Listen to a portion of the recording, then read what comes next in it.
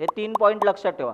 चला, पहिला पॉईंट असा आहे, जर एखाद्या क्लासमधल्या मेथडला आपण बॉडी देणार नसू, म्हणजे त्याला ओव्हरराईड होणारच आहे माहिती आहे, तर त्या मेथडला आपण ॲब्स्ट्रॅक्ट करतो. पण ॲब्स्ट्रॅक्ट लिहिण्यासाठी आपल्याला ॲब्स्ट्रॅक्ट कीवर्ड वापरावा लागतो, बरोबर. मेथड ॲब्स्ट्रॅक्ट केली, जर मेथड ॲब्स्ट्रॅक्ट केली तर क्लास कसा होतो, ॲब्स्ट्रॅक्ट होतो. रूल नंबर 1 होता, ठीक आहे.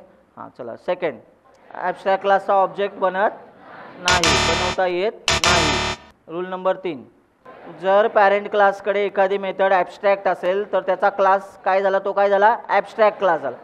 तर ॲब्स्ट्रॅक्ट क्लासला जर कोणी इनहेरिट करत असेल तर त्या क्लासने कंपल्सरी ॲब्स्ट्रॅक्ट मेथडला बॉडी देणे गरजेचं आहे, किंवा स्वतःला ॲब्स्ट्रॅक्ट म्हणणे गरजेचं आहे. पण स्वतःला ॲब्स्ट्रॅक्ट म्हणत गेलं तर ती चेन मेंटेन करावं लागणार, कधी ना कधी बॉडी द्यावीच लागेल कुठे ना कुठे जाऊन, कारण कोणाचाच ऑब्जेक्ट नाही बनणार, ठीक आहे. म्हणून ॲब्स्ट्रॅक्ट क्लासच्या सिनारिओमध्ये ती चेन तोडण्यासाठीच आपण काय करतो, मेथड्सला बॉडी देतो.